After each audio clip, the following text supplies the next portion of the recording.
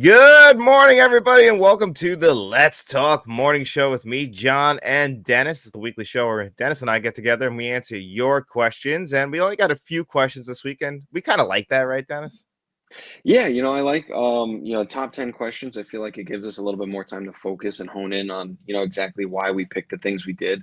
We love the questions, keep them coming, even in the comments too. Obviously the more the merrier, but we like to have more of a focus show, one or two top 10 lists, and then we'll answer a couple here and there, just so we feel like we have time to properly address everything that's being asked.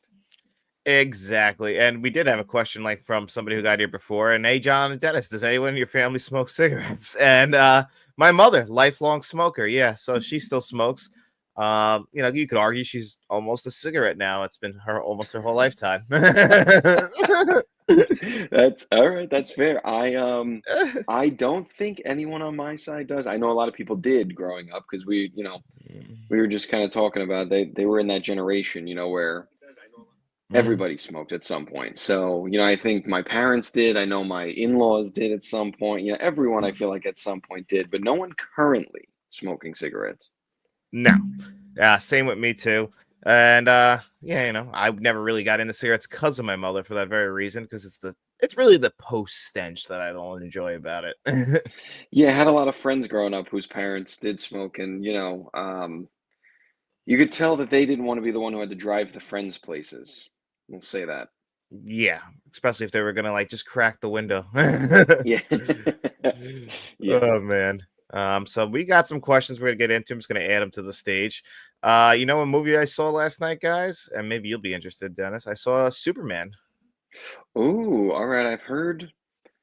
Let's hear what you have to say first. I'm actually curious.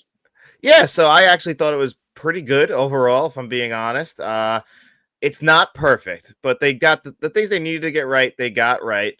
The things they swung and missed on a few things, mainly in the plot area, which is really unfortunate because I thought the movie is called Superman, so you would think it's mostly just about Superman, but we kind of start the movie a little bit of the ways in, like he's already Superman. Like that's the problem with it is that like it's fine, like Batman 89 starts that way, but it starts off with him just have lost his first battle. It's already been that much time as Superman. It's just that I mean, this is a new. I get that they don't want to do like the Batman's mom and dad, the pearls thing again, and they're like, we all know what happens to Superman, but maybe not for a younger generation. This is their Superman. It's weird to have him already be it, and almost have him be in peril the whole movie. But overall, like it's still a James Gunn movie, and if you vibe with James Gunn's style, I think you'll like it.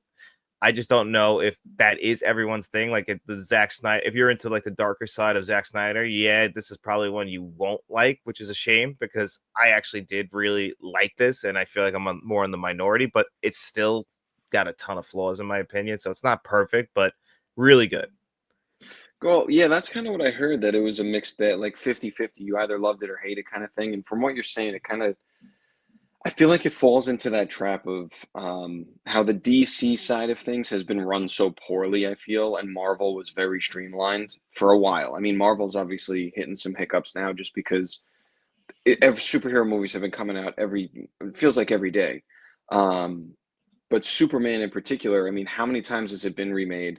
How many different takes have there been? We just had Man of Steel. We just had Batman versus Superman and the Justice League. And so I feel like maybe it falls into that trap of like the audience has a little bit of fatigue. So maybe they were afraid to do an origin story again because we just did that whole thing not too long ago, you know? Yeah, and I'm guessing that's exactly what it was, is that we just had Man of Steel, what was it, 2012? So what's that, 13 years? And I guess everyone's, Superman's probably the most famous comic book character of all time. It could be argued. I mean, he's not my personal favorite. That's another thing that kind of works against me with any time I go see Superman, is Mm. that or any of the Superman movies is not one of my favorite characters. I've always preferred when it comes to DC Batman and the darker side of Batman. But I know that every Superman's still probably the most popular character of all time. Yeah, and I think it's a shame that he hasn't really gotten a good film in a really long time. I hope this one gets a little bit more love. I haven't seen it yet, so I can't give you whether I like it or not. I think that also with superhero movies, like you said, I think there's like this hardcore divide in terms of storytelling where it's like you're either Zack Snyder or you're James, like you can't be both. There's such different styles. One's super dark, one's more comic booky, and I think it creates this like divide in the fan base where automatically, no matter what you do, if you're making a superhero movie, you're going to piss off 50% of the people who go to watch it. It's almost like politics, which is ridiculous. Like you got to divide the audience on what a Superman movie is or what a Batman movie is nowadays, and it's crazy. I've never seen the divide more like than what Superman is right now. And this is honestly what Mr. Smelly Potatoes talking about. Superman feels like a sequel to a movie that didn't happen. It was good once you got past that, and yeah, that's honestly what hurts the entire first act of the movie for me. Is that I think what he's going for in my head is like it's supposed to be like, how you pick up a comic book and you just start off and it's like, okay, it kind of gives you like almost like a Star Wars-esque scroll and like you're just supposed to be into it. But it's Mm. like we were never introduced to this guy. So now we're trying to be introduced to him and you have to already know Superman. But this movie's directed at kids. I mean, are they fully aware of Superman? They're just going to ask their parents these questions, which I guess maybe they're banking on that too. But yeah, it feels like we're supposed to be right into this new universe, which, yeah, once you get past it, the second and third acts have some great emotional moments like James Gunn knows how to do. It can be a little like preachy at times, like if you're aware of what's going on in the modern world and you go to the movies for not to have that like kind of drilled into you, you might be distracted by that. I mean, it's noticeable. Like it's very like it's not something you have to read between the lines. It's in there. So it's like, you change some names around. But all movies are commenting on the modern world. So I guess that's understandable and forgivable. And it's not, the main focus. Yeah, I guess as long as it's not that. You know, it's tough because I'm one of those people who wants to watch movies to like unplug, it's just I don't know. It's hard when things get overly like right on the nose political about things because I really just want to go and enjoy like watching Batman or Superman or all these people really just go and you know fight crime. So when it gets super politicky again, it is a little bit of a turnoff for me. I understand again, like you said, it's a commentary on the world and society as a whole and everything. So I get why they do it. Um, Maybe we'll get lucky. Maybe they do a prequel. Maybe, he answers the question, maybe everyone has the same opinion that this feels like a sequel. So he goes back and says, okay, this one did really well. Here's the origin story of how we got here. That would be kind of cool. Yeah, it would be cool. I mean, I would like to see that, but it's also how these people age. But they also set up what they're. I'm not going to spoil anything because this movie just came out, but they do kind of set up where they're going to be going forward, which I really liked. Also, it's called Superman, and this is a good point that Shamrock Balls is talking about here, aka David. The co-host of Let's Talk Movies podcast with me. It's supposed to go to the creators over, but now they're trying to differentiate the different Supermans because just like Halloween, we have now numerous different versions of the title. This one shouldn't have been called Superman. Like it should have been called Superman and Friends, in my opinion, because it's not just Superman. Like even like there's good chunks of the movie where he might not even be in it. So like you got to understand that too. So it's and again, it is it. We've talked about this actually on our show, original versus remake, a lot. Do you think it's better if somebody like goes with their own vision over trying to recreate what we've already seen? Yeah, and I think there's a fine line between that. I think it gets even trickier now. The water gets even muddier when you get into superhero stuff, when it's comic book based, because when did the first Superman comic book even come out? I mean, forever ago. So Superman, Batman, Spider-Man, all these superheroes have been around forever and they have stories already that exist. So for movies to come in and kind of just say like, okay, we're going to pluck the character out of the comics and then we're going to make our own whole story about it, kind of feels like a spit in the face to everything that's happening. It's like we talk about wrestling too, long-term storytelling, how it was so bad for so many years. If you paid attention to detail, you were not rewarded for that because you were treated like an idiot. Nah, they'll forget it next week. So if you're a long-term fan and you've been following the comic books and following the cartoons and following the animated series and all that stuff, and then a movie comes out that has nothing to do with any of that, you're probably going to look at that and be like, what the hell did I pay attention for? Exactly. And that's exactly what the problem is, I guess. And Yeah, and like as far as giving the credit above the title, I wonder what you do. Like, I think that this is based on a comic book line from the early 2000s, but yeah, to put it as James Gunn's Superman, like he's like literally the face of DC now, 1937 to 38. So we're actually going to get to a point where Superman becomes part of public domain, where you or I could even make a Superman movie. So I'm looking forward to John Keefe's Superman. Yeah, I mean, as long as make sure you put your name right at the top there. Just credit me as a producer. I don't really need to do anything. Just throw my name somewhere in the credits, and I'll be good. Depending on how much you donate to the film, you could become an executive producer. All right, and maybe I'll do a Hitchcock cameo where I'm just like, reading the newspaper in the background or something in one of the scenes. Yeah. Well, my favorite Hitchcock cameo is actually in Rope, where he's not even in it. It's not even a cameo of him, but they make the lights in the background his face, like to make sure they still nail it. Gotta get him in there. Gotta get him in Yeah, there. But I yeah, love, it's like I David's love. saying, it's almost. I mean, we're coming on 90 years at this point. Almost 100 years of comic books, and you're gonna throw your name at the front and change the story. It's like I don't know. It's rough.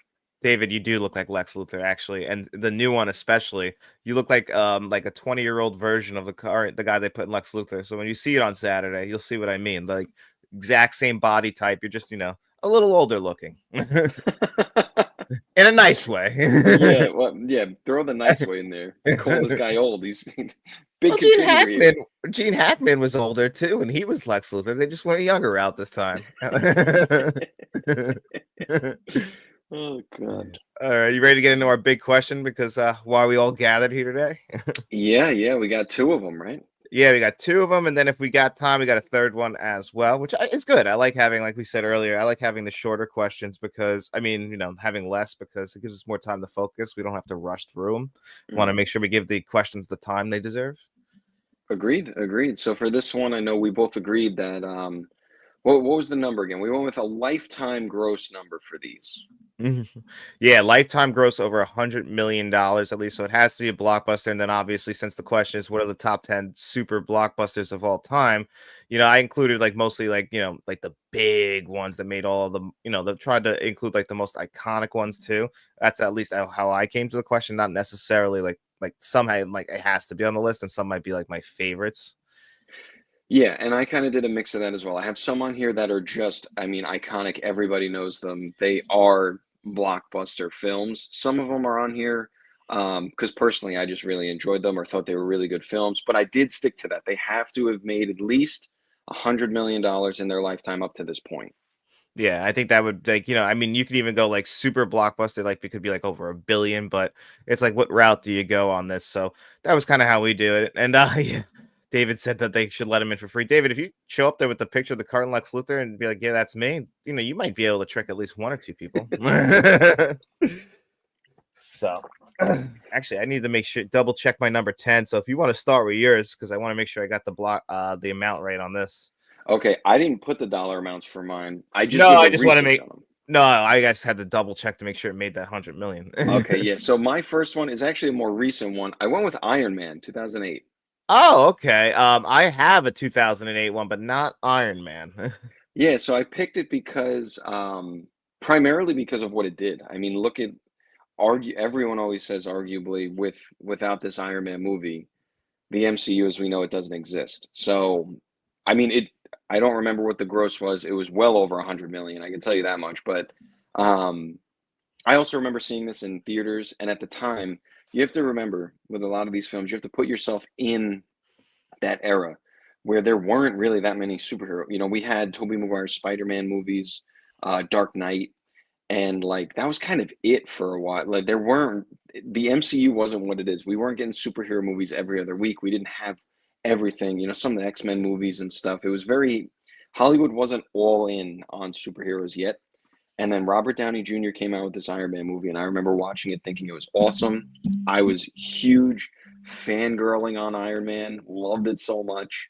And obviously, look at what it created. I mean, it's got to be one of the longest running like legacies in film right now. Yeah, I would say that I think once you talk about the new millennium in the 2000s and like what dominated film culture, I think comic book and superhero films is what people will be remembered for, like almost like westerns of the 50s, and you can say like I mean, like, what were the 70s? Like crime thrillers, like almost like that was like their main genre of film. And like that's what we'll be remembered for. And 2008 was really the turning point. Like, you're right. Like, we had Batman Begins in 2005. And then like we had like, before that, but they like, comic book movies were really cheesy. But then 2008, you had that, The Dark Knight, and there was a couple other movies that people don't even talk about anymore. Like I think Hellboy Golden Army came out that year too. It's like almost like, okay, this is the direction. It's going to be DC versus like the MCU now.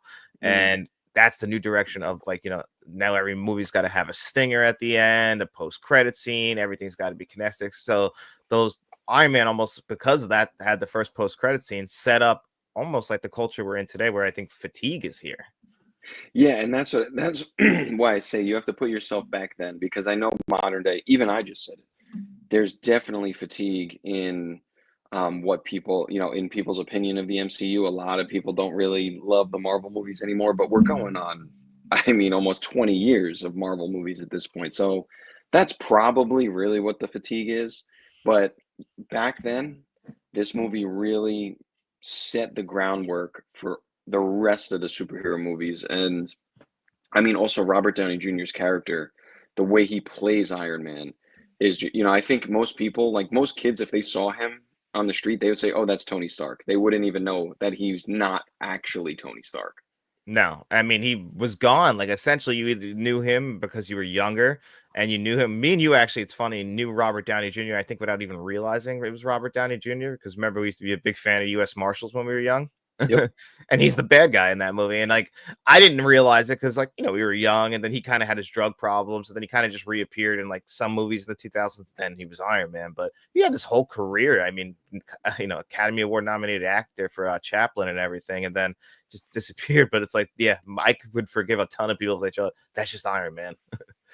Yeah, 100%. So that's why he's my number 10. I mean, of course, like I said, still meets the criteria, has grossed a gajillion dollars, but I just feel like you got to give it credit. A lot of times too with these lists, I try to go a little bit off the list of the typical, the usual suspects, because A, I think you're going to cover a lot of them, and B, I think it's nice to throw a little personal flavor in there. So that's Iron Man made the cut at number 10 for me.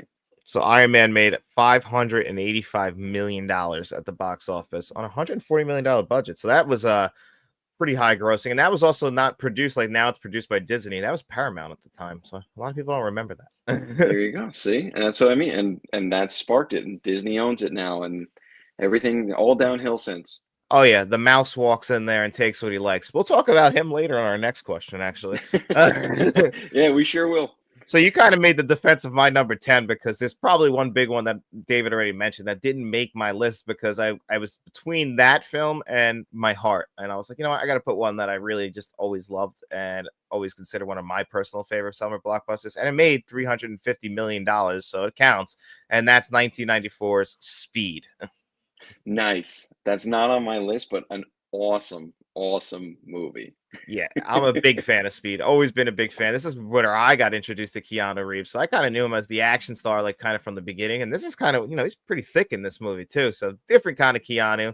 Got to keep that bust above 50. And, I asked my mom, I've always told this story, but I'm sure you heard it. Like, I asked my mom for Christmas one year, I wanted Titanic on VHS because I like the boat crash and everything. My mom took that as me liking boats, and she got me Speed 2 on VHS, which is about the boat.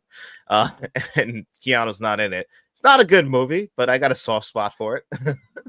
Yeah, it's okay. It's not the first one, that's for sure. But I think the first one is one of those, it's like perfect 90s. I think that's, we were just talking about how, like, modern times known for superhero movies. Then you got the Westerns of the 50s. I think the 90s had a lot of that kind of, that vibe to it, man. Speed is just like a 90s film.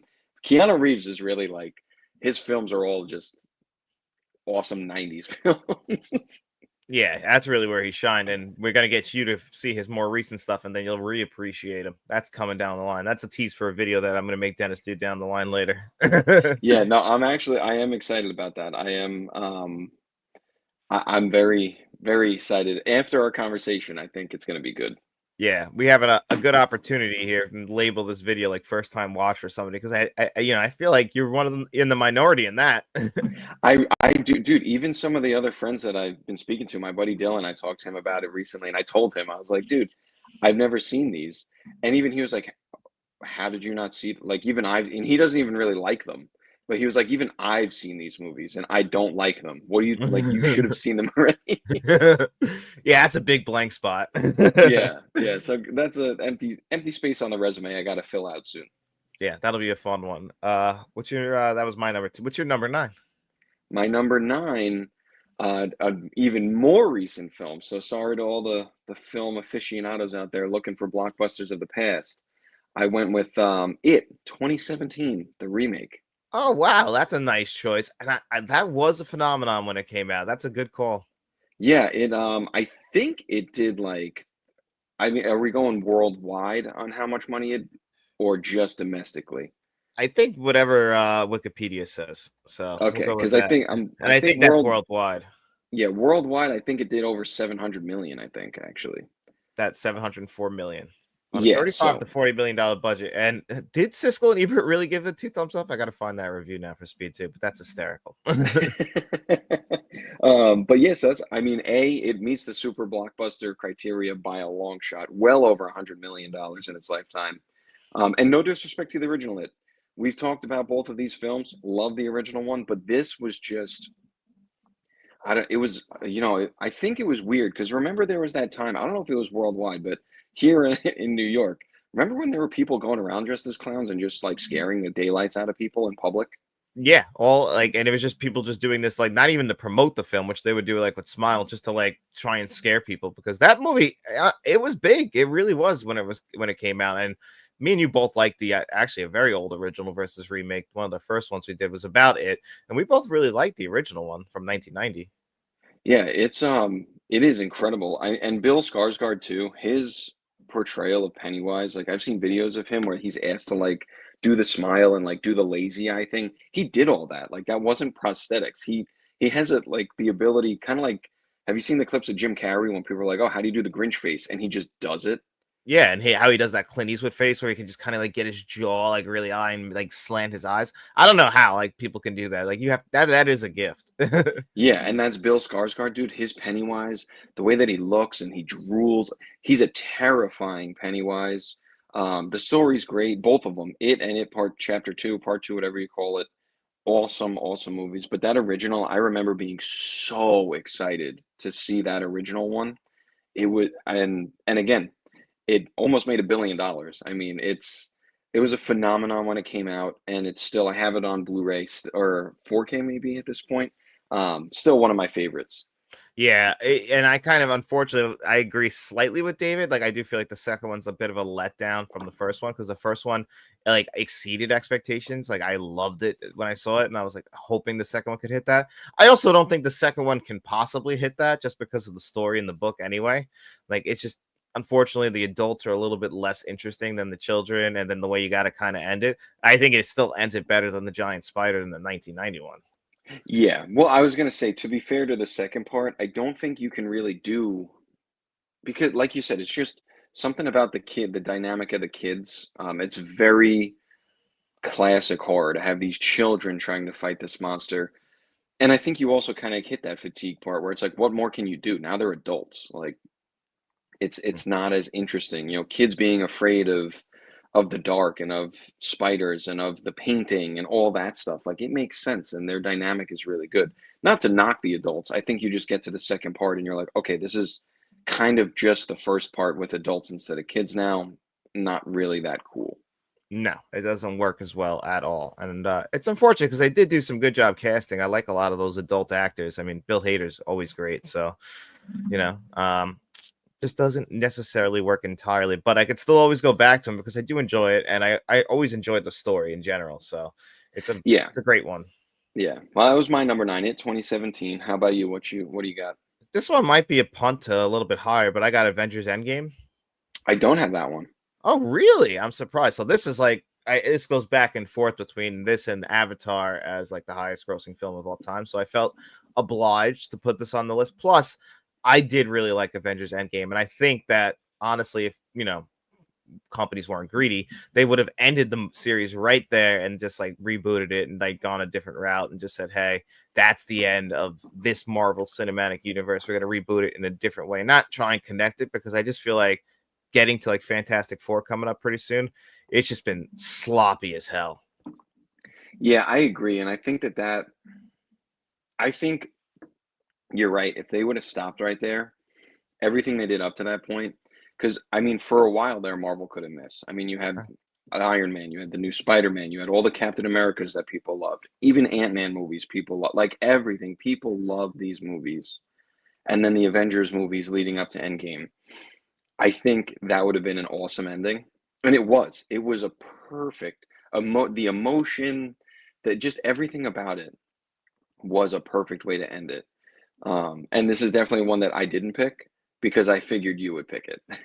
Oh, really? Well, that makes sense. Then. Yeah, I had to have this on the list. Like, I'm not somebody who's ashamed to say they like comic book movies. I'm just really burnt out by them right now. That's why I keep going to see them because, like, one of my all time favorite movies of all. I mean, it's been literally my third favorite movie ever is Batman '89. So I love comic book films, and Avengers Endgame was the perfect follow up to Infinity War. That and then Infinity War was some of my favorite movie theater experiences of all time. Like, I had everyone was into it. The surprise at the end of Infinity War, which you could have gone with that too, because that made a ton of money, but felt like Endgame was the perfect end. It was, it really was. And they incorporated everything so nice because for a long time they've all the movies were kind of connected, but not really. But then, Guardians of the Galaxy, all those characters get involved. Like you have so much crossover. It really was like it felt like one of those big blockbuster party feels like this is the end. They put everything they had into that movie and they Yep. ended it in such a way that was like it was perfect. It wrote off a lot of characters in a really nice way that I know that upsets people. People never want to see characters disappear, but it wrote things off in a way that was like, okay, clean slate moving forward. All this other stuff is done. Um, but that fucking mouse, dude. No, they get too greedy. They gotta keep coming back to the well. Then of course they convince people to come back after their beautiful endings because we have to. So no one's ever really dead or gone or anything like that. No, no, just like wrestling, no one's retired. They tell No. you it's their last time and they come back if the money's right. And that's exactly what'll happen here. But this is a good choice. That was the last superhero movie that I saw in theaters, actually. Really? Oh wow. So that's 7 years. That was my personal end game. I saw it and was like, I'm good. I don't need to worry anymore. That's fair. I see them all for all of us, including Morbius, which was a disaster. Yeah, I let you suffer through it and then tell me if it's worth it or not. Yeah, no, Jared Leto, man, let me down. So much promise there. Yeah, he should just stick to his weird roles. Yeah, he's good at that. Blade Runner's great for him. Yeah. All right, so we are up to my number 8 now. Another recent one, actually. We're not getting old school till after this one. I promise everyone. This is the most recent and the last one that's most recent. And that would be Joaquin Phoenix's Joker. Oh wow, that is a good choice because that movie was actually really good. I actually really enjoyed that movie. I haven't seen Joker Folie à Deux yet though.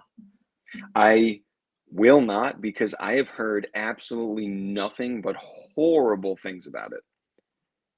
Yeah, that's the exact reason why I don't want to waste my time. Like I'm like I should do it just to say I saw it, but I don't want to waste my time, especially since it's probably all I've ever heard from anyone is that it taints the original one too, which is the worst thing a sequel can do. Yeah, and that original, I remember watching it, and first of all, gross. I think it's made like $1 billion. I think it did make Um, $1 billion. I think that actually might have ended up passing it as the highest grossing R-rated film of all time. So what year was that? Joker was what 19, 2020 I think. 2019. Good call. So that made at the global box office, according to Wikipedia, so I'm not the source, $1.079 billion, so almost 1.1 billion. So that was a big one. Yeah, and that one I loved because it felt so real. And the Joker character, Joaquin Phoenix did such a good job. Obviously, everyone always talks about Heath Ledger's Joker and how great he did in that one. And since then, people have tried and failed. I don't think anyone did a good job after him. I'll die on that hill. I hated Jared Leto's Joker. I just, I don't think they should have gone back to it. But the way they went back to this one, totally different. It wasn't a Batman movie. It was just about him. And you almost like sympathize with this guy.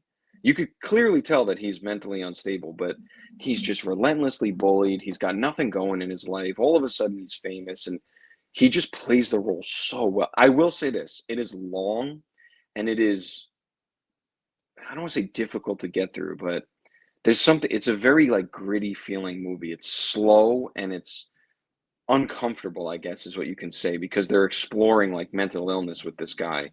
But the way they do it is just, it's so good. It's one of the best Joker performances, if not the best I've ever seen. It almost feels mean, like everything that keeps happening to him. Like, like not only does he have a mental illness, but like there's no one really willing to help him either. So he's like stuck, like trying to navigate the world alone. And this is somebody like if you leave him alone, which is the moral of the movie, like and it's paying homage to clearly Taxi Driver and King of Comedy, these Martin Scorsese movies about these like just lost, confused men like in the world. If we just leave them be, this is what's going to happen. And unfortunately, that's why it's so ironic how it ends with Robert De Niro. I don't know that that's unfortunate. I mean, that's one of the more shocking parts of the film. I'll give you that. That was crazy the way that scene. I mean, Surprise, right? yeah, shocking. Because it's one of those you don't expect it. You're like, oh, they're main characters, nothing. I feel like that's the thing. It plays with that where bad guys never do the thing they say they're going to do in movies, and it's such a trope at this point that every movie you watch, it's like, okay, obviously these characters aren't going to die, and this one's like, nope. Guess what? Pow. Exactly. And actually, it's funny because this is what David said about I wish kind of felt like they came into make the mask Spider-Man, etc. And like I agree with this actually, because comic book movies today, I don't know if you keep up with them all, but they very much feel green screeny. Yeah, and I agree. I think that we missed, I don't know, we missed the mark with comic book movies. It's so, I don't know. They try to make it too animated, you need it to have some realism, to be grounded and make you feel like this is something that you're watching, and it's lost that. Yeah, it completely has. Although I do think Superman did a good job for the most part. There's one sequence where like they fall back into like classic comic book tropes and stuff like that as far as the look of the movies of modern times. But they actually tried some original stuff, which I appreciate. So maybe they're learning their lesson. But this kind of can circle back to it's funny. My number eight's very in line with yours on stage and TV, like the news anchor. Can't her name right now. Who was the news anchor? I don't. I remember there was a guy who did it. Oh, Um, there was that girl. I saw this movie Christine from a few years ago, not the one with the car, where a news anchor actually she killed. It was a true story. She killed herself on live TV. that's why. And see, so I mean, I guess that circles back to making the comic books feel real. Like this Joker movie felt real. You That didn't felt feel like a like, real scene. That felt brutal. yeah, like you weren't watching like, boom, pow, thwop stuff coming across the screen. This was gritty, real life, nasty. Like this is why he became a criminal and became a bad guy, because, he was thrown into it. Yeah, exactly. He was just felt realistic, and like if you're going to see like a fun Joker movie, that's not what you got. And it's weird because it's the same guy who directed The Hangover. Yeah, I think you're right about that name. That movie Christine's really good. I recommend that actually. I really enjoyed that, especially since I didn't know the story before. It's like, I mean, that's a crazy thing to do. And imagine watching TV that night and the lady just killed herself. That's a tough one to talk to the family about.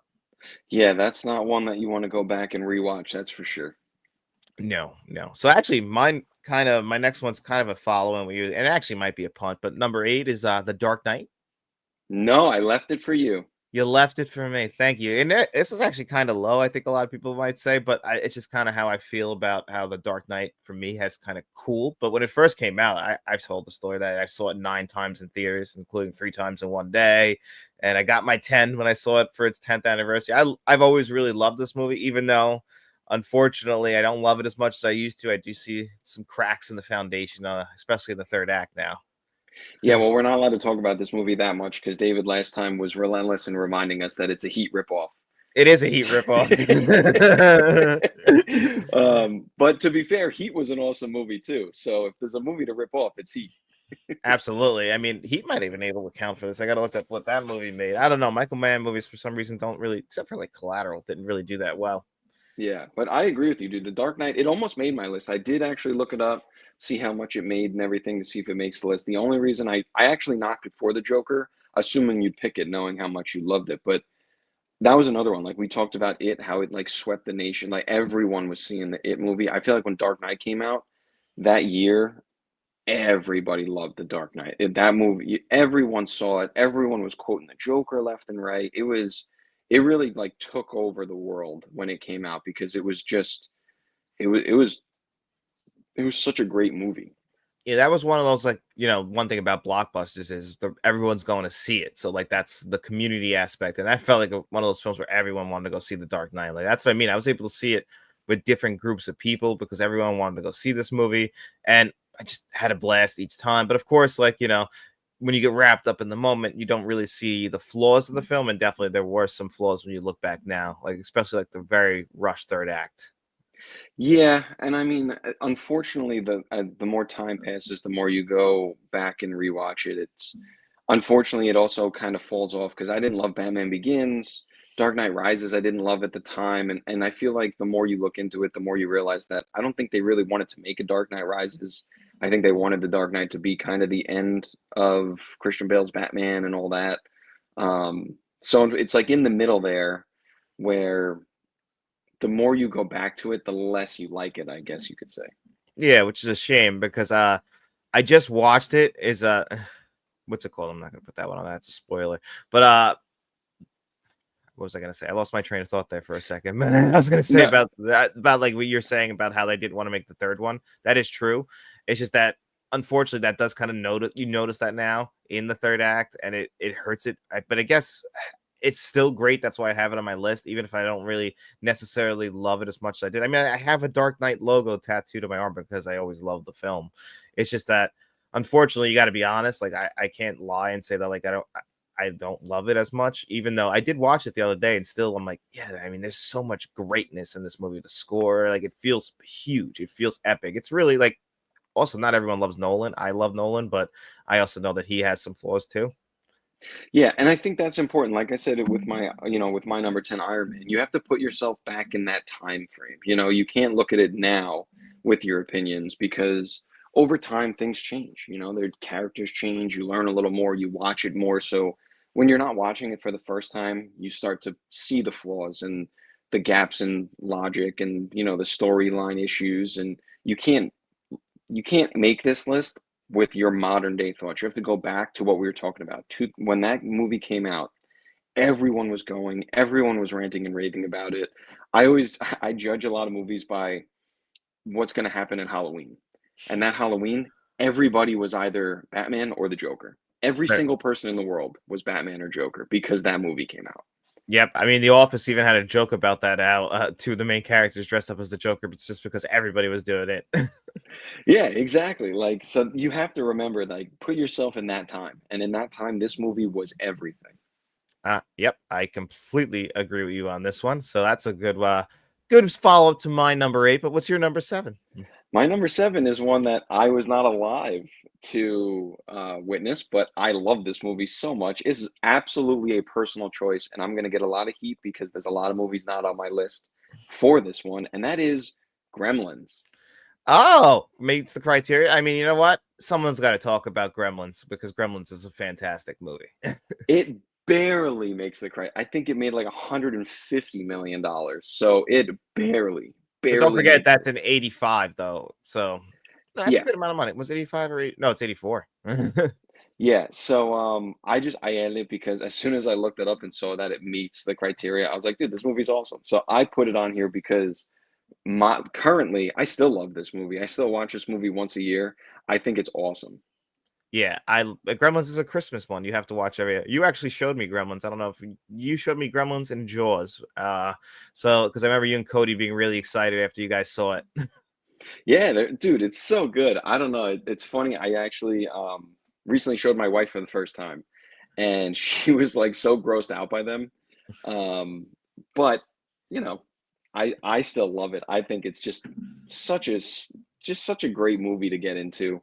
Like I said, barely makes the criteria, so kind of added it just a like I said, personal flavor because I know it's not like blockbuster film, but it still made over 100 million, so can't complain. Yeah, that's a good point. I mean, you can't. I mean, like Rico said, Ghostbusters was probably a bigger hit of '84. True, true. I mean, '84 gave us the greatest film of all time in the Terminator, so that overshadows everything, right? But it's funny. My number 7 is another good companion for Gremlins because they're actually filmed on the same exact lot, and they have the same sets, just one's covered in snow and one isn't. And that's my number 7 is Back to the Future. Nice. Good. I was hoping you'd pick this one too, because it is, I mean, still to this day a classic. Oh yeah, I just watched this last month, I believe, or maybe it was in May. I can't remember. It was either May or June. And this movie still is endlessly rewatchable, and you get so into it each and every time. It does feel like a blockbuster. You know, it sends you home happy. Everything works out. Even if the sequels didn't come along, even though they set it up, this movie would still be an all timer. Oh, 100%. Absolutely. Um, it's just one of those that's like, I don't, you can still go back to this, and obviously we weren't there buying tickets to go watch it, but you still go back and rewatch it to this day. And it's still just such a great movie. You can never really go wrong watching Back to the Future. Yeah, exactly. Which, if this is true, that's crazy. I can't believe Rambo 2 would be going. I guess, that's the power of Stallone. Stallone was huge in 1985. Yeah, I mean, I I don't have could, I, Stallone on my list, I'll tell you that. I don't either, and kind of intentional. I don't know. I guess I don't really love. I listen. I don't want to say it because I'm going to get a lot of heat, but I haven't really been a big Stallone fan. I don't even really love the Rocky movies. And that one, I'm sure, boom, dead right there. No one's going to appreciate me anymore. But um, I I just appreciate that. I mean, I'm not the world's biggest Stallone fan either, but I like the Rocky movies, First Blood, and Cobra's great. How do you not like Cobra and Demolition Man? yeah. I mean, listen, those are good too. Demolition Man, that one's hilarious. But it's just a little bit, it's personal flavor. That's all, and that's why, like I said, some of these uh, that I put on my list are just for my own because it's personal flavor. And Rambo is just not really, Stallone's not my guy. Sorry, no disrespect, just not my deal. Arnold would beat him anyway. That's right. Terminator would beat Rambo any day. Oh yeah, he's a machine. All right. So, what does that bring us to now here? Your number 6. My number 6. All right, hold on a second. My number. Oh, actually, I'm an idiot. My number 6 was Back to the Future. So, Oh, um, so it didn't make your list, but made your list. it did. I thought it didn't, but I just looked at my 6 and see it here. So, what's your number 6? My number 6 is Independence Day. Classic. Not on mine, but classic. Wow. All right. Well, Independence Day is it is a classic. It's one you have to watch at least every 4th of July weekend, or at least I do, because nothing screams patriotism like Will Smith and Jeff Goldblum beating the aliens. That's right. That's right. And this is another. I mean, listen. Is it cheesy? Of course it is. I Oh mean, my god, it's so but cheesy. but it's one of those. I always like. I don't know. It's that at time period. It was just so fitting for what was going on. And I again, like you have to be a fan to go back and rewatch this one. But I'm definitely a fan, and I don't know. I agree with it being on your list. It's great. Yeah, it's a very it's just a classic of the time, and that it's a huge one of the time, and that's why it has to be on the list. Yeah. Because I think the summer of '96 also gave us, it was. I think it might have been a little later than the summer, but Mars Attacks came out that year. Very similar alien invasion movie, just not as popular. And it's a shame because I think Mars Attacks is a better movie, and I would like to put it on my list. But Independence Day that was another cultural phenomenon. People just loving seeing like the big landmarks get blown up inside the the White House, L.A. It's all American landmarks too, which is funny. Mars Attacks does the world like it makes it feel like an American movie, despite the fact the whole world's being attacked by aliens. Yeah, yeah. It's like the whole world's being attacked, but America's the one that's going to stop it all. It's like, all right, well, clearly this was made in Hollywood. Yeah, I mean, it's just it is what it is. Like I told you, I think I told you pretty recently when I was watching it for the last time. You can clearly tell that like the reaction shots of all the explosions are done on a sound stage, and like it's just like a bright lights casting on them while the explosions are done. So they're never actually in the same scene, which it's a good trick because they always covered it up for me. But I just noticed it this time around. But it still works. It's still a great movie.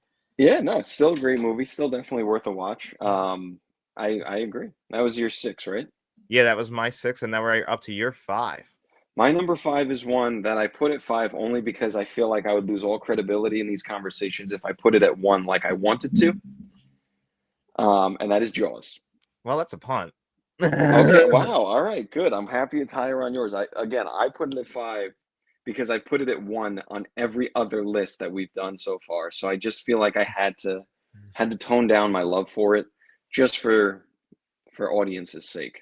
See, I kind of went on my list as like some of these have to be put on here for importance, and I had to like put my love a little bit to the side on them. But I couldn't once we get to like a few of them. You'll see. Okay. All right. So then what's your five? My 5 is this is one of them. Empire Strikes Back. Like I feel like you could go with the third one, or you could even go with the original Star Wars. But I picked my favorite of the three of them because they all made a ton of money, so they're all huge blockbusters of their time. So I picked my favorite, which is Empire. Yeah, and this is another one, like I said. Look what you did to David. You I heard David, him. I'm sorry. It's just for the sake of I can't put Jaws at number one for every single list I make. I don't I'm think David sorry. agrees. He'll put it at number one on the best sci-fi movies. Hey, there is a night sky scene with a shooting star, so it technically has some sci-fi. Very true. But yeah, I didn't put any Star Wars because I know your love for them, and I figured you would put it. But you mentioned me introducing you to some movies. You were the one who made me watch the Star Wars movie, so I owe you that. Yeah, yes, you can. He said, "Yeah." I wasn't even a big Star Wars guy as a kid. It was really when I became an adult I got more into them. It was almost like one of those things where everyone tells you how great they are, and the fandom was so strong for them. It's like I was like resisting it, but then when I watched like at least the original three, like yeah, these are good. Yeah, no, and I watched the whole thing. I mean, I went back to back to back the whole entire thing in. I think I went in sequential order too. Like you said, watch it in the real order, so it all kind of adds up. And I understand. I mean, again, definitely one of those. You have to put yourself back in that time and that mindset. It had to be mind-boggling for people to see everything that was going on in those films. Unfortunately, it's another one that has fallen victim to the mouse treatment of Disney. But Oh the yeah, originals they were so far beyond their like so I don't know beyond their time. They were very impressive. changed film forever, really. Star Wars.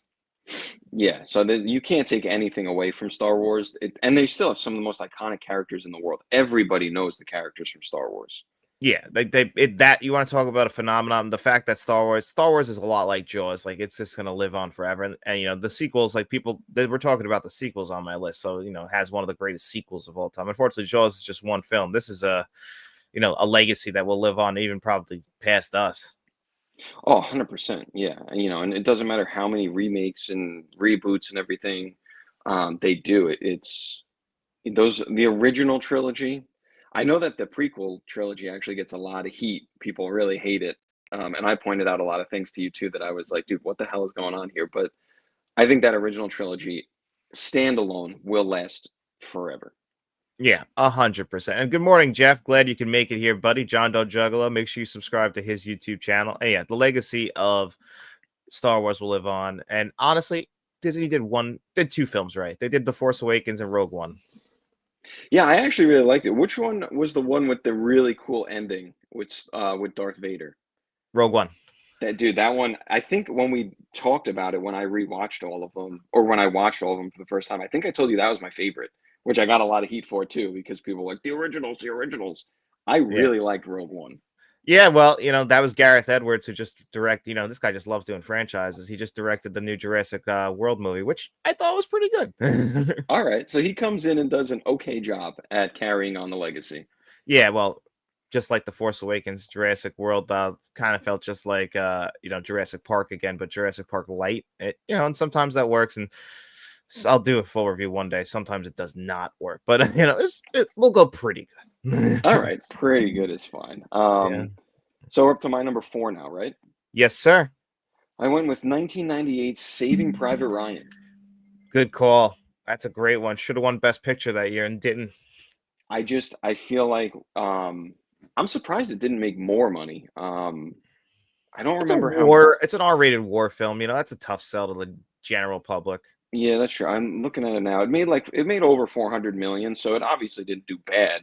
But it's just one of those movies that when you watch it, like if you're like into history and into war movies and everything, I think it's one that is just so realistic. I mean, there's all the stories of like people who actually were there on D-Day seeing the movie and walking out of the theater saying that it was the most realistic thing they've ever seen, that it brought them back to that day. I mean, it's just the opening scene alone. We talked about it on a recent video. The opening scene alone when they're storming the beach is just like a cinematic masterpiece. It takes you on the ride. You feel like you're there. And then the rest of the film too is just so interesting the way they lay it out because it's not a war movie in the sense of like the only thing that happens is just gunfights and bombs. Like the character development as they're taking this journey and you get to see the landscape and what's going on in these cities and these small towns. And I just think it's so good. Um, Kind of a cop out because, you know, it's one of the best directors of all time who did it. So, It's a um, fair one though. yeah. So that's I had to pick it again. Maybe we might have some people saying that there were other films that year that they liked more or grossed higher than them or something. Personally, this is just one of the best films to come out of that year in general. Yeah, I mean, 98 off the top of my head, probably Armageddon probably grossed more money, but I don't think Armageddon's near. Although I like Armageddon, it's not as good as Saving Private Ryan. I don't think anyone would say that. Yeah, no, I definitely agree. It's just so I don't know. Oh, It's Con one of Air the is best. 98 also. Oh, there you go. There you go. See, so there might be some other personal flavors or maybe even higher grossing, but I went the Spielberg route. I just think you can't miss with him. And that movie in general is just, I mean, I still go back to it. I tried to make it the list have one of each director, so I wasn't overlapping. But Spielberg got two on here because it's just like I mean, like there's so many of them. You could pick E.T., Raiders of the Lost Ark. He was just the king of the summer. Yeah, yeah, 100%. Got to spread the Um, love out though. yeah, I didn't, as I'm looking at my list. I really didn't. Yeah, my next three are actually probably all of them are in my top 20 of all time. And two of them are in my top 10 all time. All right, what's your number four? Terminator 2, Judgment Day. Didn't pick it knowing you would pick it. I almost picked Terminator, the first one, just to I don't know, get in your good graces. But I figured we'll talk about Terminator. It's you. Yeah, I had to do Terminator. Like I wanted, obviously I'd always like to pick Terminator 1 whenever I could, but Terminator 2, the summer of 91 was going to be ruled by T2. Like this is the biggest sequel of all time. Like the teaser trailer, first of all, they don't ever let you know in that first teaser that Arnold's going to be the good guy. They'd let you know in the second, which is ridiculous. Like that kind of that would ruin like a huge surprise in the movie that he's the hero now this time around. But it works, even though the movie's pretty much a rerun of the first Terminator, like just on the way James Cameron wanted to do it. It's entertaining as hell. It's fun. The Brad Fidel score is amazing. It deserved to make all that money. And it's still one of, I'm an Arnold junkie and I love to watch Terminator 1 and 2 at least once a year. Yeah, it's funny because originally when I was growing up, T2 was my favorite, and I would die on that hill. I would say Oh, me too. 100%. It was one of those ones where like the sequel's better than the original 1,000%. But as I get older, I do have to say the original it's creeping up there, dude. I really, really love the original a lot, but you can't deny that the sequel, I think because Arnold's the good guy, he gets a little bit more Arnoldy, I guess. He gets a lot more one-liners and kind of his whole thing. Um, it was so good, and it really. I think if you ask most people, oh, what do you think of the Terminator films? T2 would be their favorite one, 100%. Yeah, and this is definitely what I've said over the years and why T1 passed it was T1 is a much more grittier horror film in a lot of ways. It's nastier, it's more low budget. This has definitely got the blockbuster flair on it. It's got some of the cheesy one-liners are thrown in there. Eddie Furlong can be a little annoying at times, but he's a kid, and we got to have the kid like them hanging out in the car. Like that scene would never work in the first movie. No, no, not at all. But again, I think that's maybe why it got a little bit more of the blockbuster treatment Yeah. because it stepped outside. I agree with you. The first one is definitely way more sci-fi horror. It's dark, it's gritty, it's scary. Like it has a lot more horror element to it. This one feels a little bit more like comedy horror. It's not like super funny, but a lot of stuff that happens, you're like, that was pretty clever. Yeah, exactly. And I think that's why T2, like, obviously it's the biggest more fans, and it's there's only really two Terminator films if we're being honest, but T2 deserves the love, and I absolutely will love Terminator 2 till the end of the time. Agreed, 100%. I'm happy that it made your list because it's one It of the does. ones that I just love it. I go back to it every year. Yeah, you have to. And well, me and David actually will be talking about that one pretty soon, so I can't wait. Nice. Oh, so you guys are going from his favorite Jaws to your favorite Terminator, huh? My favorite Terminator is the first one. Oh, sorry. Sorry. Yeah, Sorry. get it right. I do love T2 though. All right, so that's my number three. You just mentioned it, so you ruined my list, and I did not spread the love with directors. I went with E.T. Oh, I love ET. I mean, that's my favorite Spielberg film, even though it didn't make my list. I just feel like now I'm looking at it, I'm like, damn, I really like Spielberg because I mean, who doesn't? But I remember, like, again, we weren't alive when it came out, but even, when we were born, 10 years later, I remember growing up watching ET all the time, constantly, the ET phone home line. Everybody quotes that when you're a kid. I remember having this on VHS. I like this movie. I remember having the little action, not action figure, but they made like the ET. It was like a doll, but it wasn't squishy. We had all that in the house growing up. ET was just one of those, like, every kid knew it, every kid watched it, and every kid loved it. Yeah, I mean, I'll piggyback off of everything you just said because that's exactly how I feel about ET. I mean, there's a reason why it's my favorite Steven Spielberg film. It's beautiful. It really is. It's your classic tale of a boy and his alien. And when a kid needs a friend, ET comes along, and they needed each other. And then them saying goodbye at the end, it'll break your heart every single time, but it's the right thing. Yeah, you know what? That's something I feel like, I don't know, I don't watch a lot of kids' movies now, but when I think back to the movies we watched as kids, they're all so sad. I know. I mean, it's just like it's always like a lonely kid gets a friend, and then the friend has to go because it doesn't make logical sense. Like I just actually got the notification yesterday that my Free Willy Blu-ray will be here on Thursday, and that's just a classic tale of a boy and his whale. But this lonely kid needed a friend. He found a whale. Like it doesn't make sense, but it's like back in the '90s. You're like, it's just beautiful. Yeah, dude, and it actually makes me think of Iron Giant. Oh yeah, same thing. Another one, lonely kid needs a friend, and some giant robot from the sky comes along, but then he has to say goodbye because no one likes him. Well, he's a weapon, unfortunately, even though he doesn't. He's Superman. Yeah, that's true. But yeah, so just yeah, loved ET. It was awesome. What'd you have for your number three? Jurassic Park. I had to put, just speaking of Steven Spielberg, and I when I think of a summer blockbuster, even though this isn't my number one, the first film that comes to my mind is Jurassic Park. Like this checks every summer blockbuster trope you could have, but just done with pure class. That is a punt. Okay, so let's go to my so your number two then. My number two is Silence of the Lambs. Really? Oh, I love it. So good call. Yeah, so my number one is the punt we just had, but start with number two, it's Silence of the Lambs. We talk about it all the time. I just feel like I don't know, as a horror fan, obviously, I love horror movies. This is the one that, won all the awards. Everybody loved it. The role of Hannibal Lecter is fantastic in it. I know that there's a lot of, spin-offs and TV shows and the prequel and the sequel and all that stuff, but this one to me is what made Hannibal Lecter famous, and everybody knows Hannibal Lecter from this particular film. Yeah, like this is the one that definitely made Hannibal Lecter famous. And the reason why we keep getting like, reboots, have the TV show is because of the Silence of the Lamb. Not necessarily the love of the character, but the love of Anthony Hopkins' portrayal of the character in this movie. Yes, and everyone always has their quotes from it, where they talk about his eating his liver with the fava beans quote. And I mean, there's so many things he does in this movie that make his character just a perfect psychopath. The ambiance of it. And really, it's funny because it's like not really a horror movie to me. It's more a crime kind of thriller if you think about it. Detective trying to track down a serial killer. There's not a lot of like jump scare stuff or anything, but the setting, the ambiance, and everything make it feel like a scary movie. Yep, it does. It's really just a thriller, but it's constructed in the best way possible.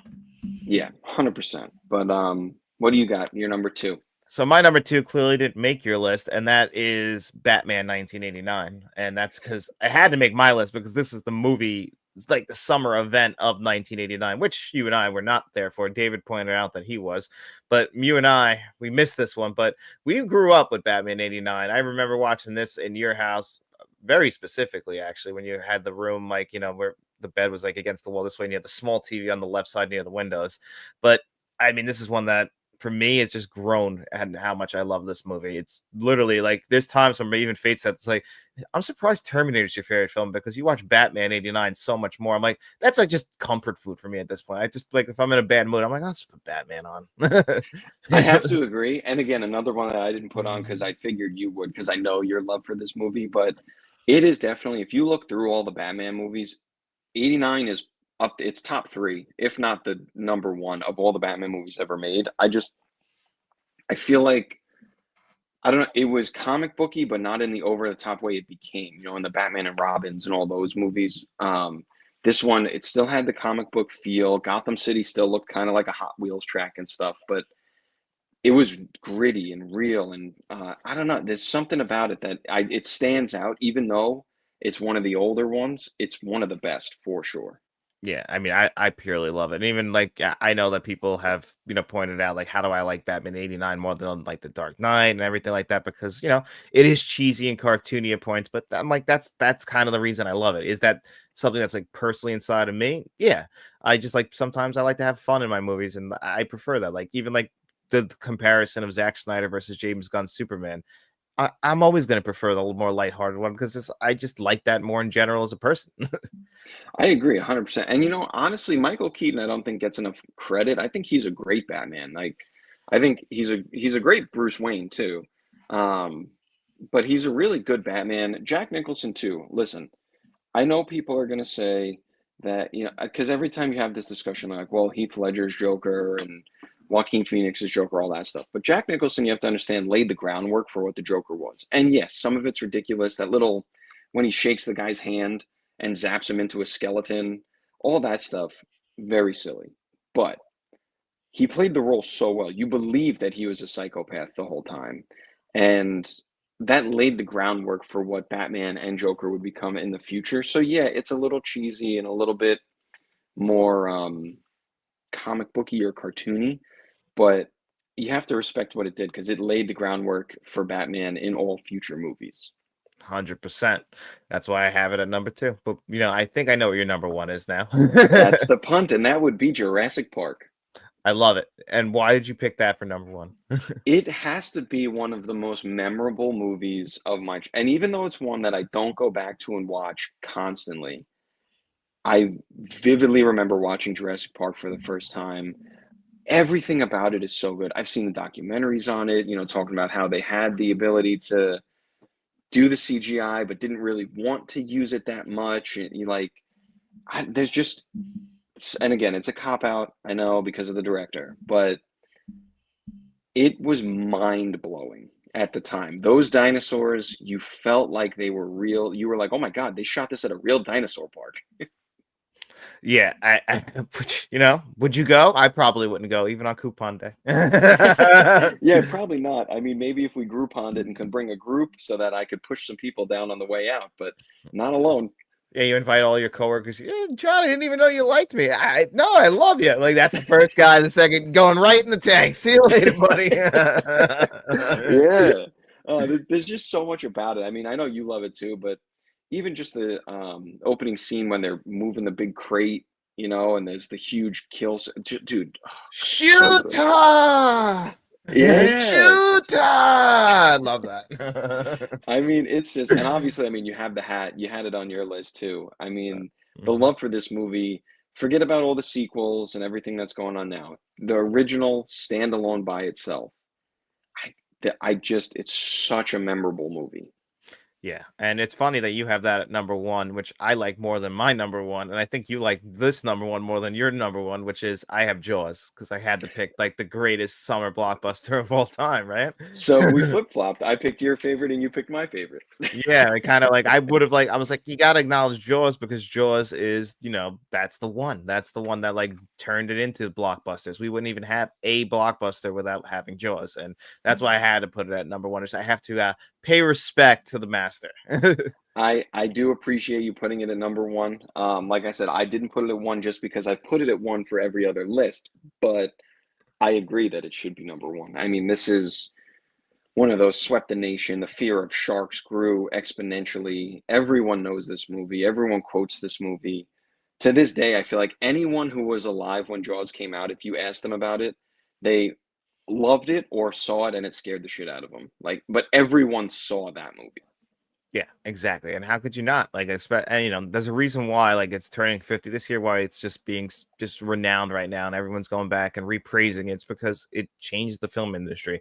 This, Star Wars, and, like, you know, Jurassic Park even are like movies that like change the world essentially. Yeah, and it definitely belongs up here. I think that in Jurassic Park. I mean, again, it's funny we're showing love for one guy here, but I mean, isn't he the king of the blockbusters? yeah, he really is. And I mean, you could see it, you know, he adapts, he knows what he's doing. He makes, you know, more than anything, he tells a good story too. I think that's what's most important here. Yeah, the shark and, you know, all that stuff is cool, but there's a great story in there. There's a lot of character development. Same with Jurassic Park. Dinosaurs are awesome, but there's a story going on the whole time too. Like there's always an underlying story that you have to pay attention to. And he just knows what to do, man. He knows how to make an awesome film that you he never makes a movie that's like, I'm just gonna see this once. Yeah, no, it never works out that way because you're just gonna have fun doing it, and you don't want to miss out on that. Yeah, exactly. So that was our top 10 summer blockbusters, but we got to dive right into our next question because we spent a lot of time on that. We sure did. Yeah, the next one, I think we'll have a lot of crossover.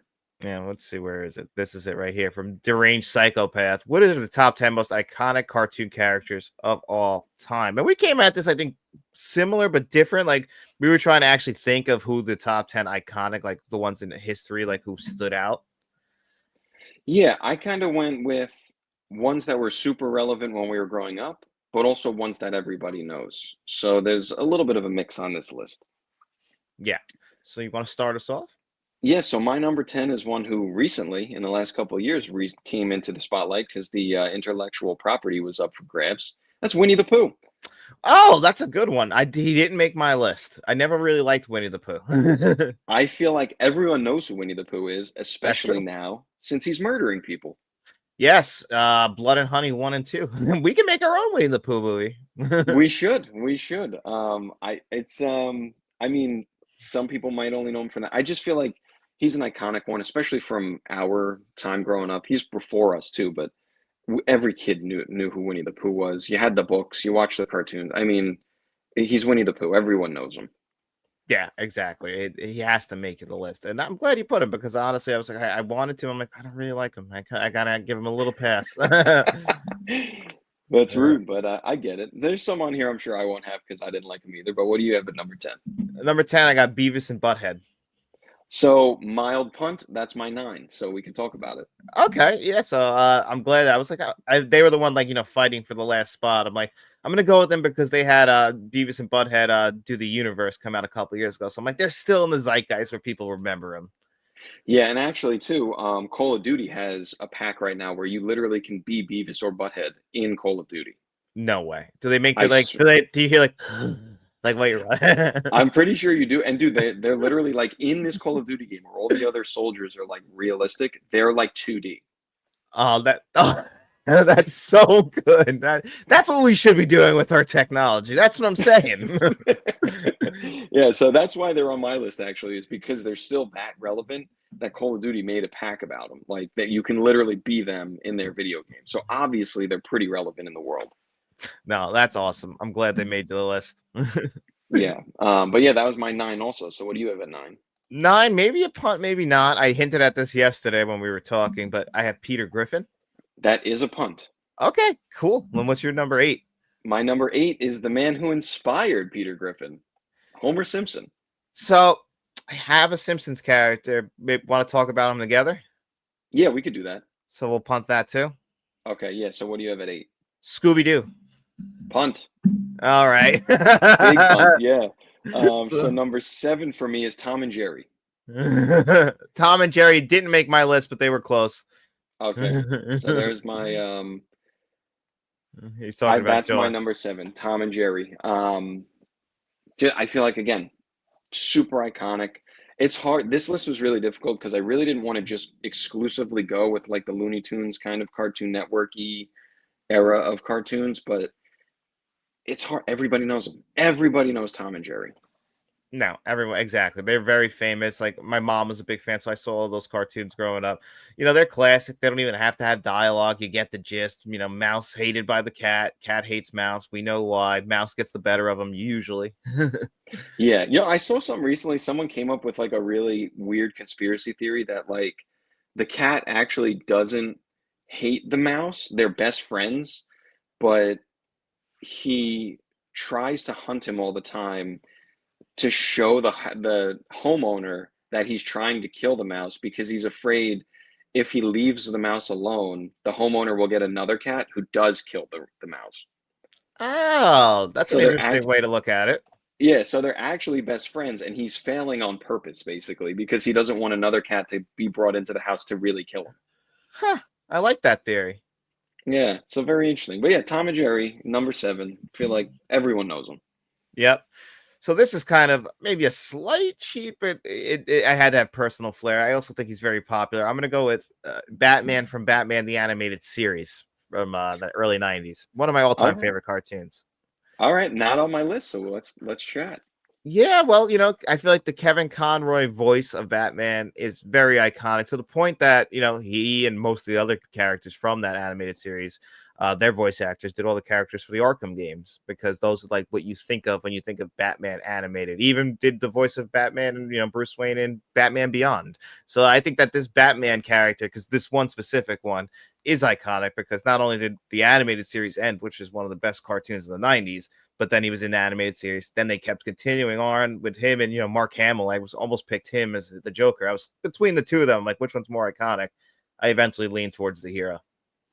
I was gonna say that I feel like this animated series is beloved, especially if you're a Batman fan and Joker too. Like I feel like Mark Hamill's Joker is when you look up lists like best Jokers ever, he's actually brought up. Like even though it's not a real life, like a live action Joker, the animated one that he voices is always brought up as one of the best as well.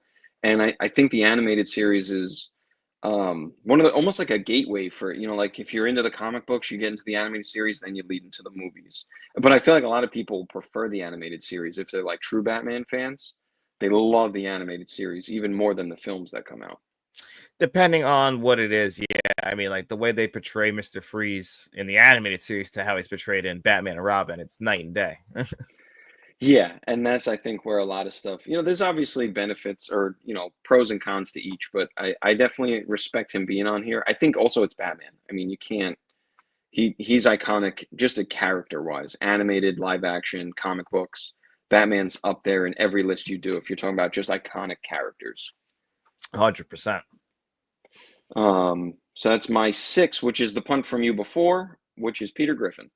Oh, okay. Nice. All right. I'm glad. I just knew that he would have to at least someone from Family Guy like had to make your list. You're a big Family Guy guy.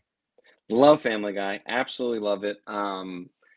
And I do, I almost didn't put him on the list when we were talking about it, but then the more we talked about it, I actually like we stopped talking and I went and watched Family Guy and I was like, you know what?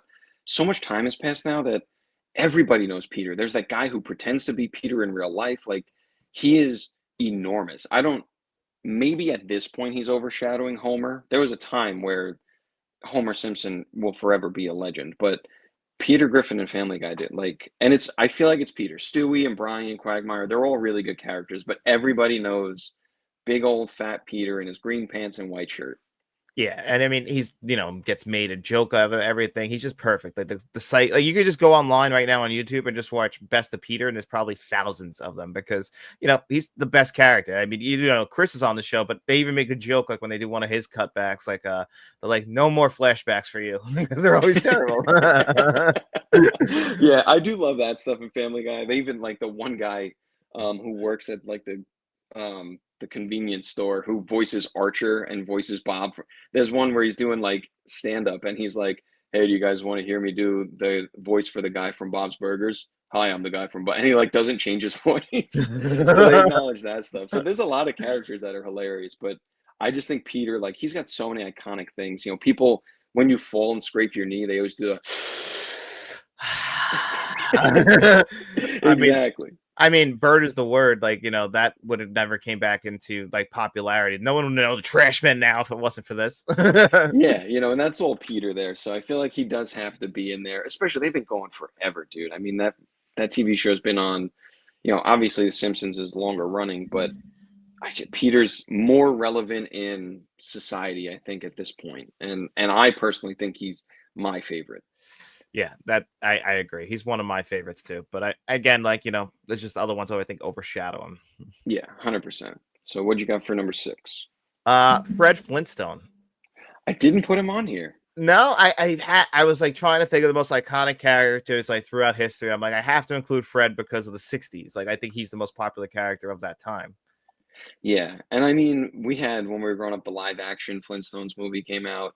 I feel like they were even still on TV when we were growing up. Everyone knows Yabba Dabba Doo and Bam I Bam and mean, all Fruity those. Pebbles like are delicious. A That's true. Yeah, that is true. So, I little mean, it. soggy after a while, but delicious. Yeah, you better scarf them down, otherwise they're just going to be wet noodles. But yeah, agreed, 100%.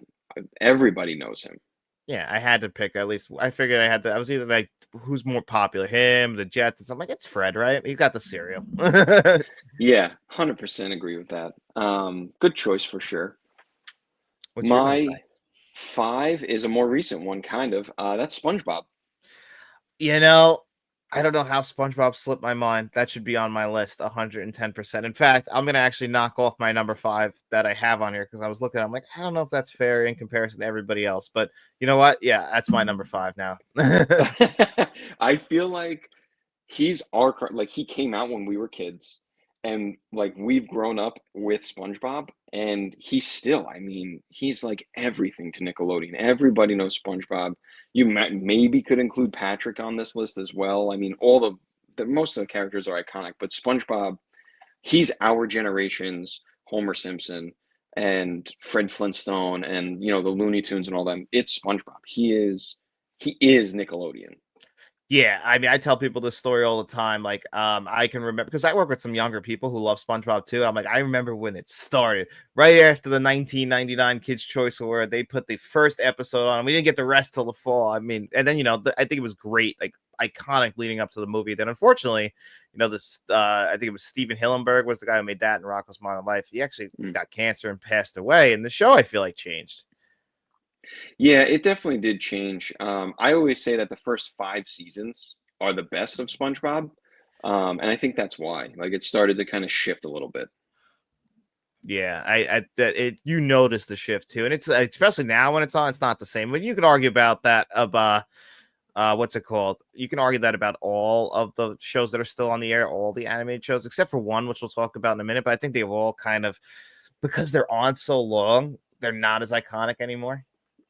Yeah, 100% agree. I think, maybe like Family Guy we just talked about. Don't think that one is any less iconic than it was, but a lot of the kids ones, I think they change with kind of how kids are. So SpongeBob was very, I was just talking about this with my parents, and my mom said she hated SpongeBob. She said she felt like we got stupider every time we watched an episode of it. So I feel like eventually it got to that point where they had to kind of change because parents probably all felt that way, but our parents were like, dumb show, whatever, watch it, it's fine.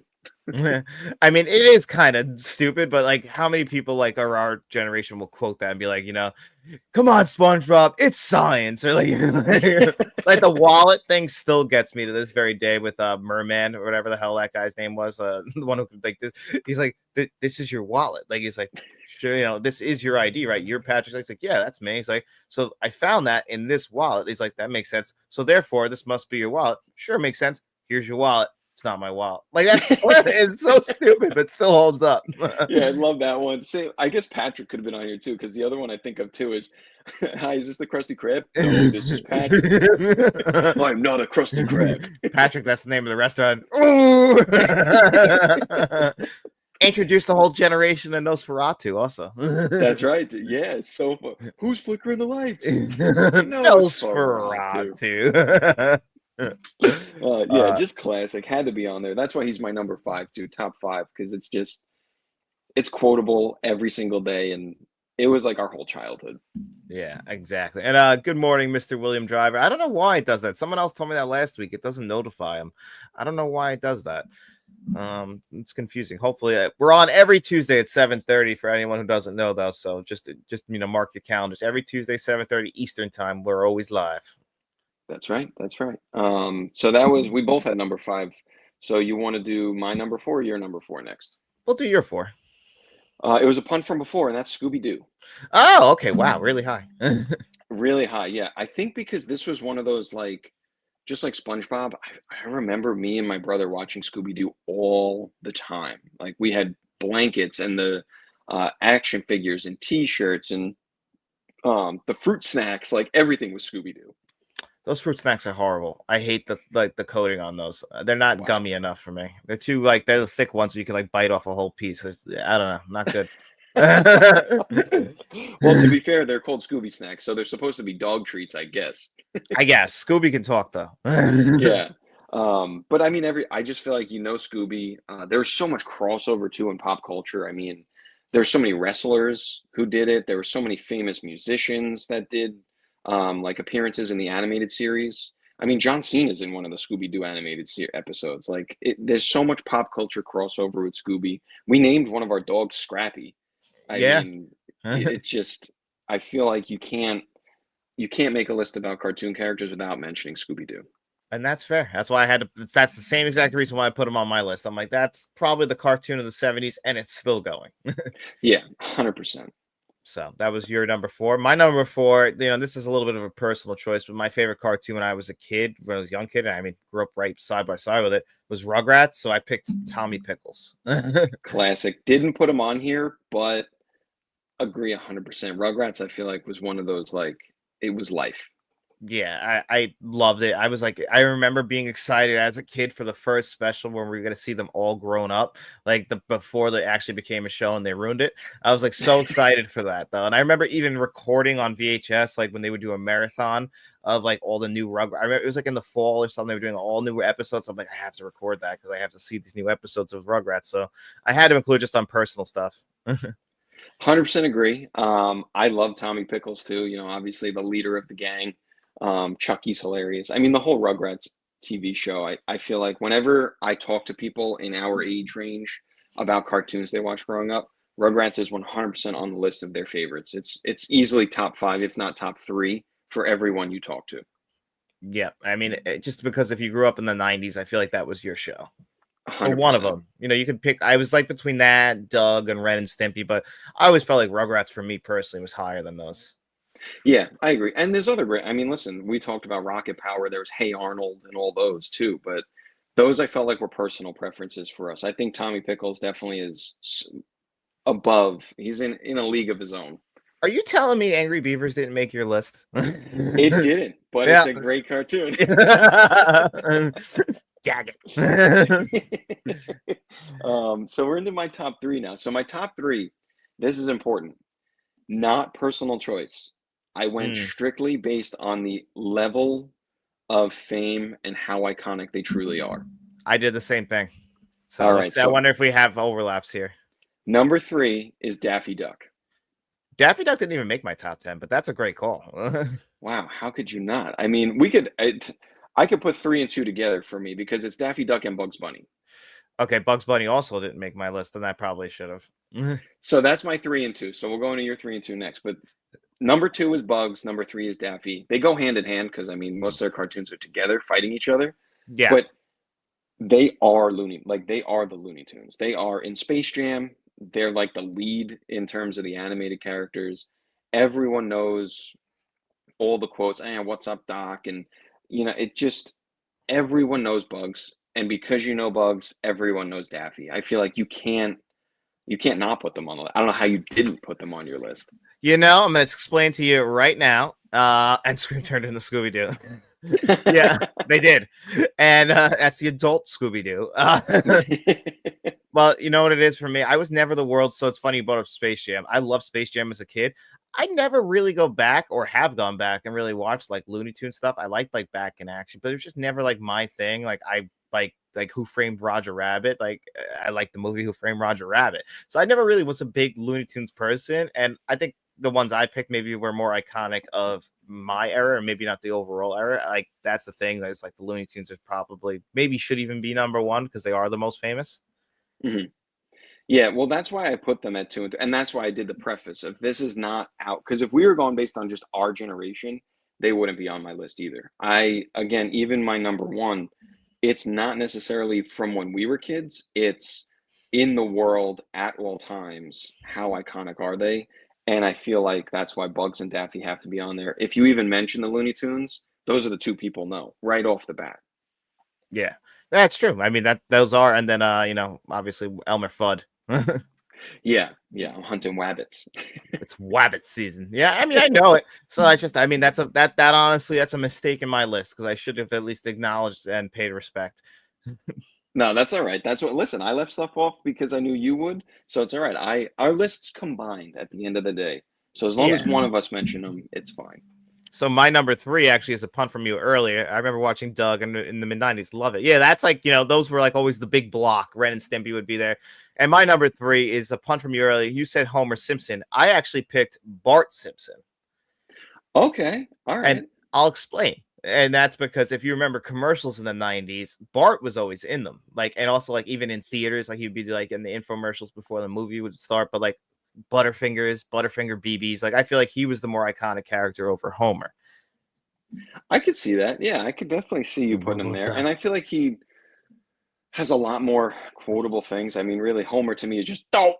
And that's Yeah. kind of it. But I could understand that. He definitely is he's up there in terms of iconic status for sure. Smurfs might have been a good choice too. I always forgot. They have a new Smurfs movie coming out this week too. Yeah, and they have one every year. I can't believe I forgot about the Smurfs. I feel right. I mean, that's one where I remember very young. I remember the Smurfs, but never really followed up on them.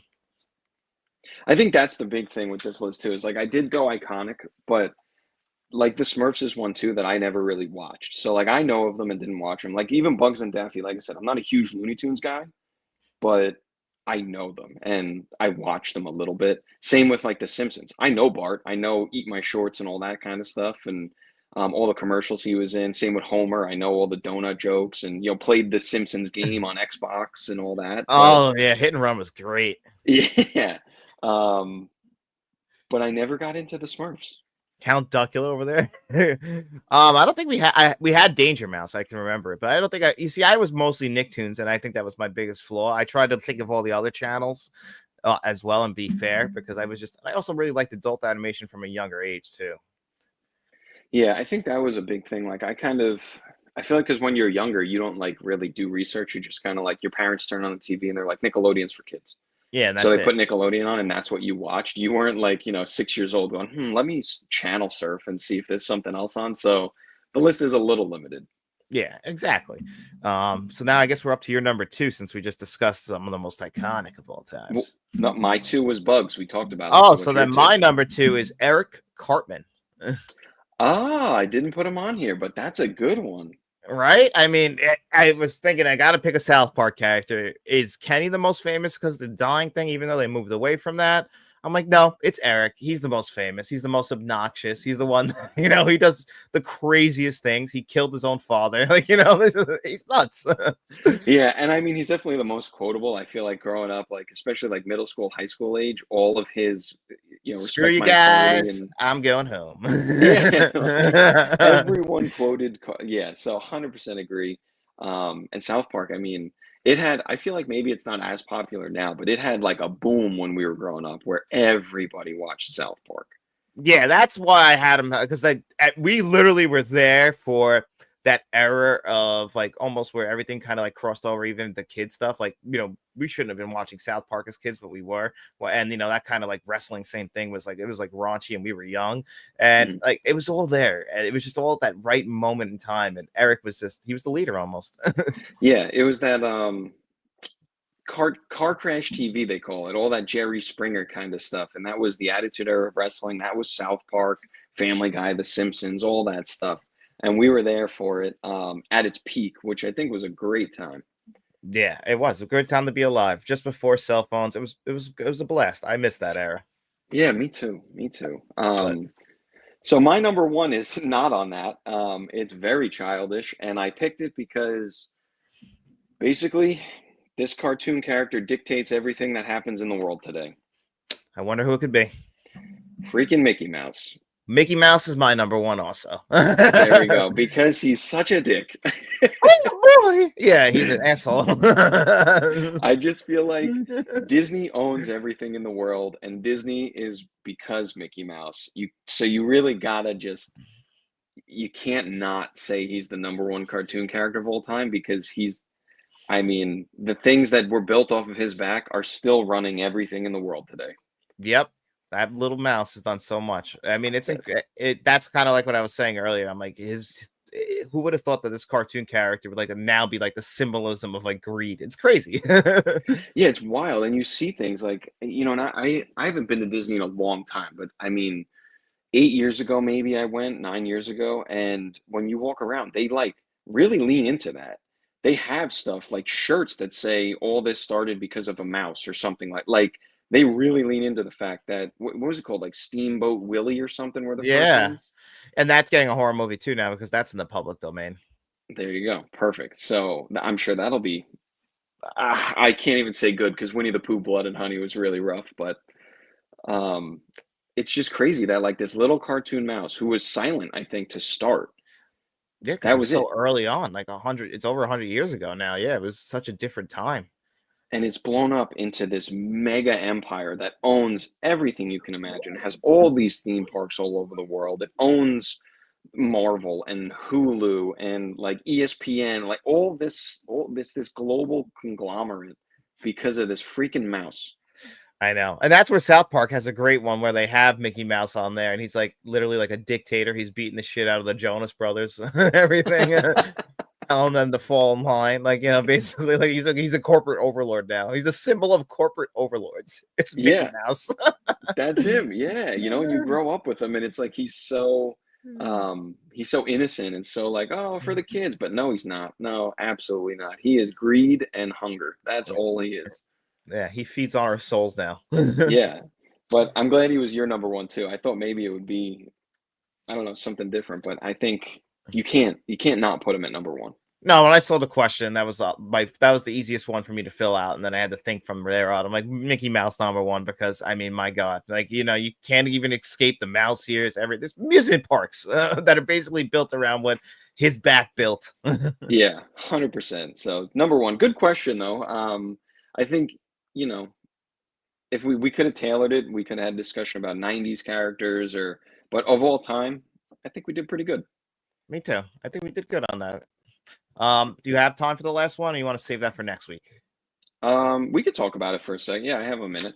Yeah, because this isn't really a big one, but this one is question for next week. What is your all-time favorite that has both black and white and color scenes? And me and Dennis were discussing this because we're like, is there a lot of them? And there really isn't.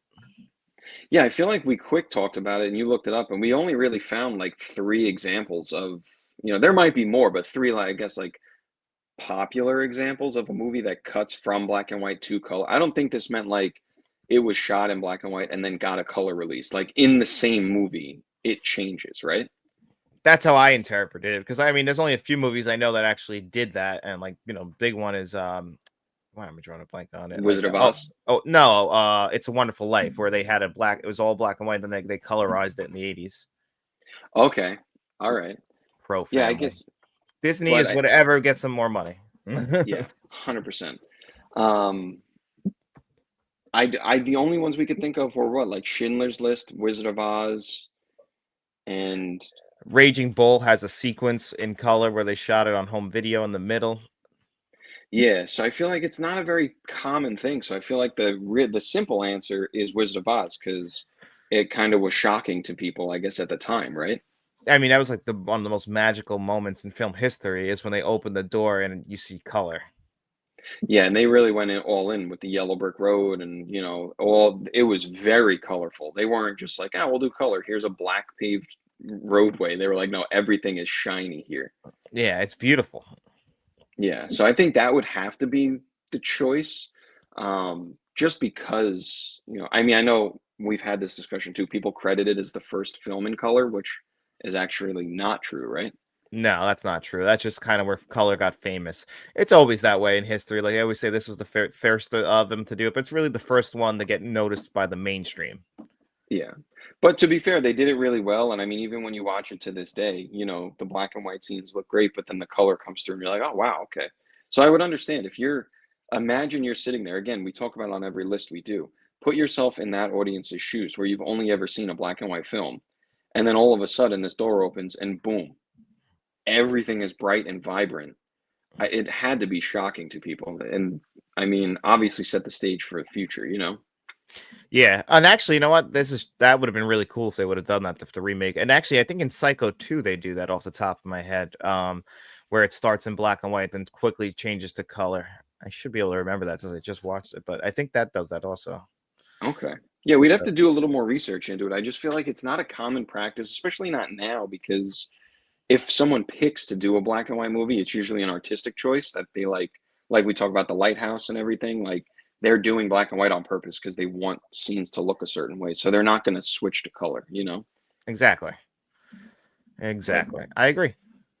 good question. I do have to jump for my other job though, but I do appreciate it as always, guys. Keep the questions coming for next week. Like John said, 7:30 Eastern is when we jump on every Tuesday. So the more Yeah. questions, the merrier. Yeah, leave them in the comments of the replay if you guys like, because we got these questions earlier last week, and the earlier we get them, the more research we can do on them. Because that's why we want to kind of make this like a fleshed out show. Top 10 lists seem to be the best though, because we get a lot of time, more conversations. But if we get a good question, that'll become the headline of the show.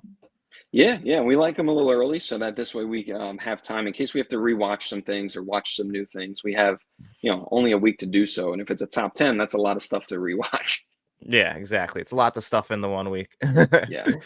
But But yeah. So Dennis, enjoy your day. Make sure you guys tune in on Thursday for our House of Wax triple threat too. yes, very excited. Please tune in, leave your comments. Curious what you guys think, and as always, thank you, and keep the questions coming. All right, later, buddy. See you later. All right, guys. So now we got some busy work to take care of before I get out of here. Let's get the magic wheel up for this week's digital code giveaway, and then I'll share with you guys what is available. Let's shuffle these names around. Not many people, only 20 entered this week. Notice not a lot of excitement for the digital code giveaway, but we'll keep it going for the people who like it. Let's see. Let's share this to the screen for some reason. There we go. Spin this wheel 2 times. We'll pick some winners. But yeah, for anyone going to see Superman, I think you'll enjoy it. Like I said, there's some flaws in there, but it's not a masterpiece or anything like that. But it's an enjoyable summer blockbuster, and man, they nailed Superman. So that's all I could at least hope for. Oh, Rogue One, nice. Congratulations, buddy. All right, we're gonna remove you. Spin again. Rogue One knows how this works anyway, but I'll explain it for another winner who might not. Let's see. Who's it going to be? Who's it going to be? Looks like it's going to be the Kevin or Donna B. Ooh, Donna B, or Sunshine is her YouTube name. But congratulations. All right. So yeah, that's the digital code giveaway. Let me just show you guys what's available for the winners and for possible. Now, a lot of these are donated actually by Rogue One and Mr. Smelly Potato. So thank you so much, as always, for that. Some of these obviously are my codes, like you'll see right here. Like I just got Clueless finishing that review today. You'll probably see that on Saturday. Fate's going to do the movie review with me. Mr. Smelly Potato donated these 2 codes. Same thing, like we got a lot of codes in here. So make sure you guys screenshot that if you want to enter into the digital code giveaway. Yeah, so I hope you guys enjoyed this week's show with Dennis and I. Again, every Tuesday at 7:30 a.m. Eastern, me and him will be here, for the morning show. If you guys can make it, that's great. If not, the replay will be there. Leave your questions in the comments. Coming up, and just on the channel this week, in case you guys are wondering, tomorrow will be the top 10 4K Blu-rays of 2025 so far. Thursday is the House of Wax triple threat match, where you'll see we'll pick what is better, the original or the remake. Friday is Barry Lyndon on 4K. Saturday is supposed to be Clueless. And I just got, it's hard to see right here, Ace Ventura Pet Detective on 4K Blu-ray. We'll talk about that on Monday. So a lot coming down the pipe. Next week, you'll also get part 1 of me and David, a.k.a. Shamrock Balls.